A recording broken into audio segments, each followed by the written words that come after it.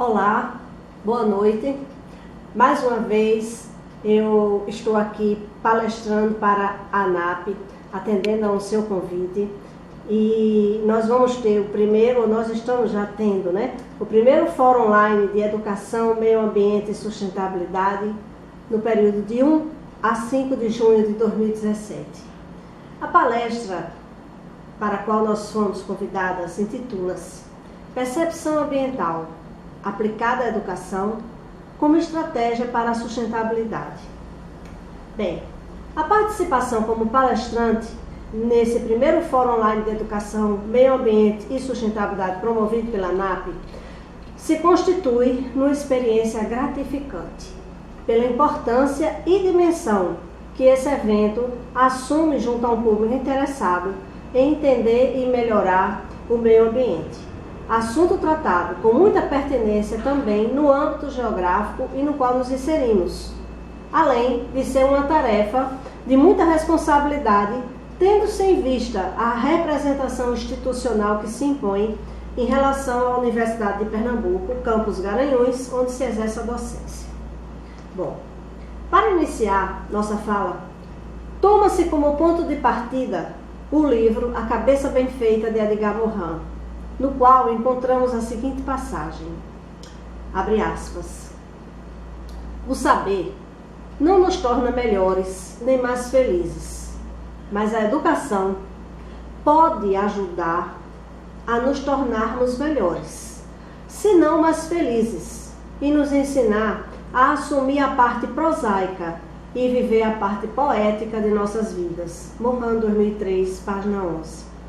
Vê-se, pois, que a educação é o fio condutor desta exposição, que além de trazer a reflexão sobre a necessidade de aprender e também ensinar, evidencia a alegria do partilhamento do saber, em suas diversas faces, ao mesmo tempo em que nos chama a prestar atenção no fato de que esse processo educacional pode ser visto e vivido com a beleza existente nos versos dos melhores poemas, das melhores poesias. No entanto, para que possamos alcançar uma boa performance na área da educação, e intrínseca a ela tem isso que se convencionou chamar de educação ambiental, é fundamental que se tenha uma boa estratégia. E aqui podemos fazer um paralelo com a famosa obra intitulada, abre aspas, A Arte da Guerra, de Sun Tzu, século VI a.C., escrita há tanto tempo, mas ainda bastante utilizada em vários campos da ciência e também da vida.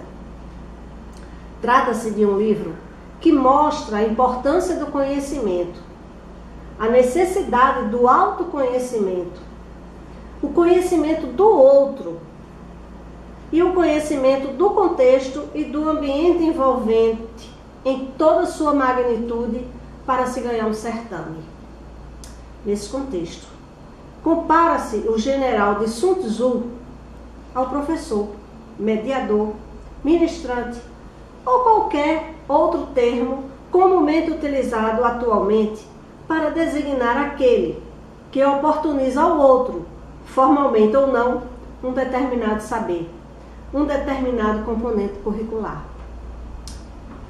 Toma-se então uma frase do referido autor que expressa bem qualidades consideradas por ele para um líder, um comandante, qual seja, abre aspas, por um comando entenda as qualidades do general, dois pontos, sabedoria, sinceridade, humanidade, coragem e rigor. Sun Tzu, século VI a.C., em Coleção Cultura, 1996. Exatamente o que se espera de um professor. Este também sob um comando, obedecendo a hierarquia pré-estabelecida e que não lhe permite muita liberdade em sua prática cotidiana. É aí, então, onde está a oportunidade do exercício de sua sabedoria, na coragem de aproveitar os flancos que lhe são abertos no dia a dia, podendo então usar sua disciplina associada ao conhecimento e imprimir sua marca em direção à vitória, junto aos seus alunos, particularmente na área ambiental. Vitória que irá se cristalizar e reverberar nas mentes e procedimentos dos seus discípulos, alunos ávidos em serem também atores atuantes em suas diversas realidades e capazes de adequar aos seus contextos de vida estratégias de convivência com esse mundo cheio de problemas ambientais, os quais, em sua maioria, estão emoldurando a vida de todos. Ou seja, uma boa estratégia pode ser entendida também como meios utilizados para se conseguir alguma coisa, que no caso é para se atingir positivamente e de forma harmoniosa os preceitos da educação em geral e especificamente uma educação ambiental necessária à sustentabilidade sob seus variados aspectos: econômico, social, ambiental, cultural, geográfico. Ainda nessa vertente de raciocínio, ressalta-se principalmente para aqueles que não se debruçam profundamente na obra de Morin, que o mesmo, abre aspas, em 1945, é nomeado tenente-coronel e incorporado ao governo militar na zona francesa de ocupação, fecha aspas. Isso está disponível em edgarmorin.sesc.org.br, Vida Cronologia, facilmente encontrado na internet. E embora nunca tenha tido, de fato, a experiência de uma sala de aula, teve o privilégio de trabalhar com importantes nomes do pensamento filosófico da época, o que lhe rendeu a oportunidade de assimilar a realidade à percepção que tinha de reformar o pensamento e também as instituições, tornando-se, pois, um ícone por sua luta para alcançar uma sociedade melhor e mais antenada com as grandes questões que atormentam o mundo atualmente. Não somente para entender, mas principalmente para integrar e perceber onde se pode agir através de um entendimento complexo. Mas o que vinha a ser um pensamento complexo, um entendimento complexo? Para Morin, abre aspas, a complexidade é um tecido. O que é tecido em conjunto? De constituintes heterogêneos, inseparavelmente associados. Ações, interações, retroações, determinações, acasos, que constituem o nosso mundo fenomenal. Trata-se, portanto, de colocar em exercício um pensamento capaz de abordar o real, de dialogar com outros saberes e de negociar com o pensamento simples, em reorganização permanente. Morin, 2003, página 20, citado por Morales, 2009, página 75. Muito bem. Talvez haja, por parte dos ouvintes, uma certa cisma, uma certa surpresa com o desenvolvimento dessa apresentação, ao tomar ciência da proximidade entre temas aparentemente tão díspares como educação e embates. Porém, não são tão distantes assim. Toma-se como exemplo a ciência geográfica e um de seus expoentes mais ilustres, Yves Lacoste, o qual escreveu o emblemático livro intitulado, abre aspas, A Geografia, isso serve em primeiro lugar para fazer a guerra, fecha aspas, nos idos da década de 1970 do século passado. Nessa obra, o autor deixa claro que a geografia foi dicotomizada. De um lado, a geografia dos professores, tida por alguns como livresca, praticamente sem utilidade, enfadonha, entre outros adjetivos. E por outro lado, a geografia dos estados maiores, das grandes empresas capitalistas. Assim sendo, é notório a grande importância da geografia em sentido lato, no que tange a pensar o espaço sob a cúpula de todas as suas categorias de análise, sob todas as suas vertentes do pensamento, sob todas as suas abordagens metodológicas, e no contexto de tudo isso encontra-se a questão da educação, particularmente a ambiental, também tratada no âmbito da geografia, que por essência é uma ciência com características interdisciplinares. Voltando-se a Morin, cabe ainda ressaltar que a interdisciplinaridade presente na sua formação, visto que ele é formado em filosofia, história e geografia, facilita pensar e agir no contexto onde se prima também pela percepção. Nesse ponto, traça um pouco de psicologia para mostrar que, em seu âmbito, ciência da psicologia, se desenvolveu os estudos de percepção humana, aproximadamente em 1879. Simões Tiedemann, 1985, citados por Rodrigues et al., 2012, página 99. Na sequência, e no mesmo documento de Rodrigues, tem-se Forgus, 1971, página 12, que define percepção como sendo processo de extrair informação a partir da recepção, aquisição, assimilação e utilização do conhecimento, no qual estão subordinados a aprendizagem e o pensamento. Para Morin, 2000, página 20, nesse mesmo documento ainda, todas as percepções são, ao mesmo tempo, traduções e reconstruções cerebrais com base em estímulos ou sinais captados e codificados pelos sentidos. No bojo dessa explanação, coloca-se um outro autor de fundamental importância para uma conexão com os interesses e trabalhos de cunho ambiental. Chama-se Ifutuan, que, entre suas contribuições científicas, pode-se citar a obra, abre aspas, Topofilia, um estudo da percepção, atitudes e valores do meio ambiente, fecha aspas, publicado em 1974. Outro grande personagem que sofreu influência de momentos de conflito, pois viveu sua juventude praticamente nesse período, além de ser filho de diplomata, ou seja, a política internacional estava em casa. Graduou-se em 1951 em Oxford, Inglaterra, e posteriormente fez mestrado e doutorado nos Estados Unidos.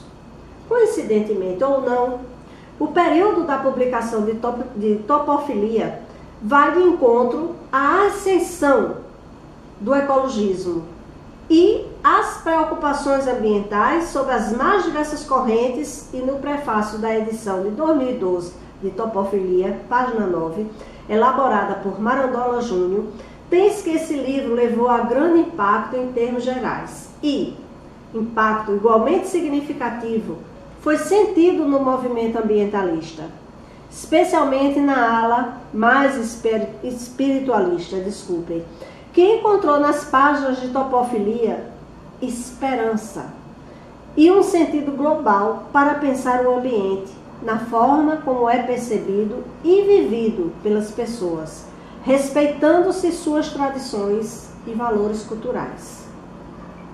Portanto, pensar a educação lançando mão de percepções como estratégias para se alcançar a sustentabilidade ambiental é um desafio. E mais do que isso, é um jogo que se impõe semelhante a um xadrez. O exercício para isso se inicia em casa, na família, onde os valores fundantes de uma sociedade se arquiteta e se fortalece. A partir daí, a educação formal entra em cena, e nesse caso, os mestres, sempre doutores em lidar com seus aprendizes, também podem ser comandantes de batalhas, passo a passo, como formiguinhas. E nesse sentido, retorna-se aos dizeres de Sun Tzu, quando ele enfatiza o seguinte, vejam que interessante. Um homem é uma unidade. 2 homens são um par. 3 homens são um trio. Um par mais um trio fazem 5, que é um esquadrão. 2 esquadrões formam uma seção. 5 seções, um pelotão. E ele continua. Sun Tzu, século VI a.C., em Coleção Cultura, 1996. Ou seja, a união faz a força. E a adequada preparação é vital para a conquista dos objetivos. O professor, então, tem toda a condição de ser o maestro desses grupos, podendo, se bem ordenados e se bem orquestrados, em pouco tempo ter sua reversão da forma de pensar o ambiente e, consequentemente, atender aos princípios da sustentabilidade, entre os quais, talvez, o mais importante seja a preservação do capital natural para as futuras gerações. Com relação ao capital natural, entendido como o conjunto de todos os ecossistemas e sua diversidade, seus bens tangíveis e intangíveis, o filósofo Michel Serres coloca muito adequadamente que nós, seres humanos, temos uma relação de parasita-hospedeiro, que tanto pode se dar por uma via inconsciente quanto consciente. E nessa segunda modalidade é onde reside a maior preocupação. Uma vez que os humanos se constituem numa sociedade consumista, e por mais que se tente equacionar essa questão, os pratos da balança parecem não poderem ou não conseguem se equilibrar. Interessante frisar aqui também que, como os outros importantes pensadores citados no texto, Morin, Tuan, Lacoste, o Serres, nascido no início dos anos 1930, também sofreu influência forte em sua formação do período tenebroso e de grandes conflitos na Europa de então. Percebe-se que esses homens perceberam que a humanidade precisava encontrar um rumo que a levasse além da paz, a uma melhor existência com a natureza. E um dos caminhos foi pensar a questão da educação, do ambiente. Para isso, outro ponto fundamental era pensar os valores morais, pois esses seriam caminhos para o estabelecimento de atributos que seriam norteadores, pelo menos elencados em documentos e discursos, de doutrinas e paradigmas, voltados à construção de uma sociedade mais equilibrada e um ambiente mais equilibrado também. Novamente, então, coloca-se a educação geral e sua vertente ambiental como alavancas desse processo. Em suma, verdade e beleza, conhecimento e piedade, ética e ciências, educação e vida, arte e previsão, utopia e possibilidades transitam na esteira da nossa finitude e seus opostos servem-nos de desafios permanentes. A simbiose dessas relações pode fertilizar novos sítios de saberes, que prosperam na abertura de variantes objetivas e que o fluxo do tempo percolado nos possibilita, como é o caso das ciências duras, entre aspas, e humanidades. Eis o desafio permanente à educação e, fundamentalmente, à educação ambiental, que também poderíamos denominar de eco-bio-socioambiental. Isso são palavras de Serres, citado por Calone Arraial, 2013, página 51. Logo, encerra-se essa palestra com a reflexão de que sustentabilidade indica uma busca pelo equilíbrio entre a melhoria da qualidade de vida dos homens e o limite ambiental do planeta. Rodrigues Silva, 2012. E, portanto, a percepção deste, que devidamente exercida, e, portanto, a percepção, desde que devidamente exercida, contribui significativamente para se encontrar estratégias, meios, para se aproximar, mesmo por um dado momento, com a tão sonhada sustentabilidade. Utopia? Sim. Mas a educação, através de nossos mestres, sejam eles pais, professores, orientadores, podem nos ajudar muito nessa luta de boa convivência com nossa casa, com o nosso planeta. A todos, muito obrigada.